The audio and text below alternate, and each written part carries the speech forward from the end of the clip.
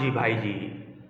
हाँ जी भाई जी, तो जो हमारे चैनल पे नए आए हैं उनके लिए मैं बता दूं कि हमने सभी शिफ्ट वाइज एसएससी सीजीएल 2024 की वीडियोस बनाए हैं।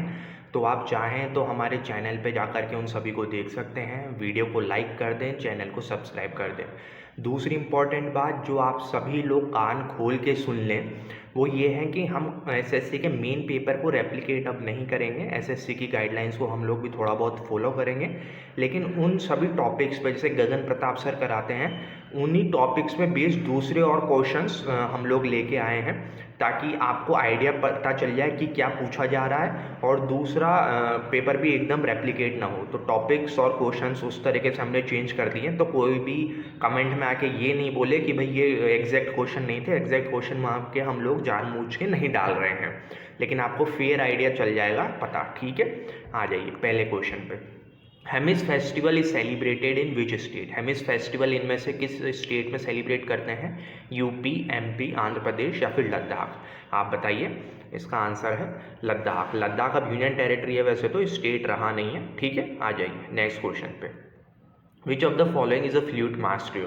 क्योंकि क्लासिकल म्यूजिशियंस पे बहुत सारे क्वेश्चन पूछे जा रहे हैं, तो ये हमें पता होना चाहिए कि इनमें से अच्छा, इसका वीडियो का पर्पज़ एक रिवीजन भी है कि आप लोगों को पता होना चाहिए बिरजू महाराज कौन सी शैली से हैं, जाकिर हुसैन जी क्या बजाते हैं, शिव कुमार शर्मा जी क्या बजाते हैं और पंडित हरिप्रसाद चौरसिया जी क्या बजाते हैं। तो हमें पता है कि बिरजू महाराज जी जो हैं वो लखनऊ घराना जो यूपी के हैं उसके फेमस कथक डांसर हैं। जाकिर हुसैन जी जो हैं, जो इस बार एसएससी के सभी एग्ज़ाम में छाए हुए हैं, वो तबला वादक हैं। शिव कुमार शर्मा जी जो हैं वो कश्मीर के हैं और वो संतूर बजाते हैं। और पंडित हरिप्रसाद चौरसिया जी जो हैं, जिन्हें कृष्ण की उपाधि दी गई है, वो फ्लूट बजाते हैं। ठीक है, आ जाइए।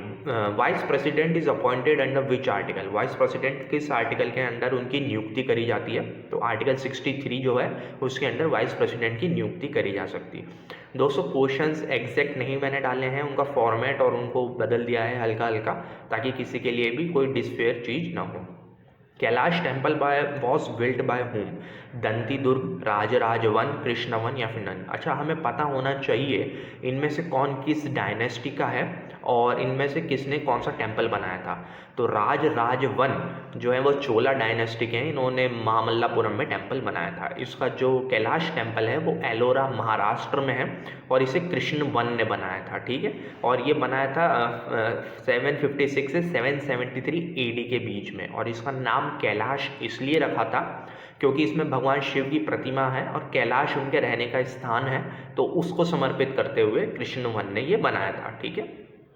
When did Meerut mutiny started? Meerut में जो सिपाही विद्रोह हुआ था वो किस दिन चालू हुआ था? क्रांतियाँ एसएससी में बार बार पूछी जा रही हैं, इसलिए हमें पता होना चाहिए इसका राइट आंसर क्या है। हाँ, इससे पहले हम आगे बढ़ें, आप प्लीज़ वीडियो को लाइक कर दीजिए, चैनल को सब्सक्राइब कर दीजिए और इसी पूरी प्लेलिस्ट हमारे चैनल पे है, वहाँ पे जाके आप और भी शिफ्ट्स के देख सकते हैं। मेरठ म्यूटिनी 10 मई 1857 को स्टार्ट हुई थी। मंगल पांडे जिसमें अपने हीरो थे वो। Who was the Sherpa of G20 summit held in India? अभी रिसेंटली 2023 में G20 समिट इंडिया में हुई थी, तो उसमें G20 के हेड को शेरपा कहते हैं। तो इंडिया की तरफ से कौन था? प्रधानमंत्री खुद, फाइनेंस मिनिस्टर निर्मला सीतारमन या फिर अमिताभ कांत जी?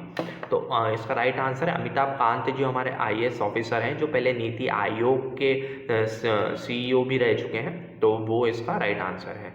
कथकली ओरिजिनेट किस स्टेट में हुआ था? इसमें बहुत कन्फ्यूजन रहता है, इसमें लोग पूछते भी रहते हैं। जो कथक है वो हमारे यूपी का है, नॉर्थ इंडिया का केवल, और कथकली जो है वो केरला से है। ठीक है, केरला से। आ जाइए।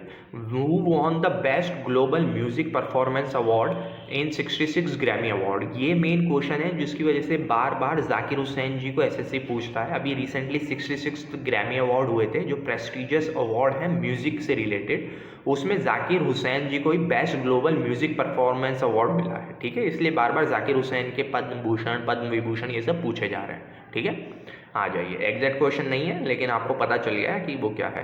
Largest artificial lake in India? India में सबसे बड़ी कृत्रिम झील कौन सी है? तो ये डायरेक्ट हमें पता होना चाहिए। गोविंद वल्लभ पंत सागर जो है भाखरा नागल डैम के लिए ये बनाई गई है, वो है। नेट इन्वेस्टमेंट का फॉर्मूला 2 शिफ्टों में ये लगभग इधर उधर घुमा फिरा के इसी से रिलेटेड पूछा जा चुका है। तो नेट इन्वेस्टमेंट क्या होता है? Gross capital expenditure minus depreciation expenses. ठीक है, ये फॉर्मूला हमें याद रहना चाहिए। Oldest iron steel plant of India कौन सा है? तो ये टिस्को है, टाटा आयरन स्टील कंपनी, जिसे जमशेदपुर झारखंड में 26 अगस्त 1907 को जमशेद जी टाटा एंड दोराब जी टाटा जी ने इस्टेब्लिश किया था। और इसमें प्रोडक्शन जो चालू हुआ था वो 1912 में हुआ था। ठीक है, आ जाइए। Books written by Harshvardhan. तो हर्षवर्धन किस डायनेस्टी के हैं, इन्होंने कौन कौन सी बुक्स लिखी हैं, उस डायनेस्टी का ओरिजिन क्या है, हमें पता होना चाहिए, क्योंकि हर्षवर्धन इस बार फेवरेट बना हुआ है। तो आप लोगों का रिवीजन हो जाएगा, इसलिए हम लोग इस क्वेश्चन को ले रहे हैं। बुक्स इन्होंने लिखी थी नाग आनंद, प्रियदर्शिका एंड रत्नावली।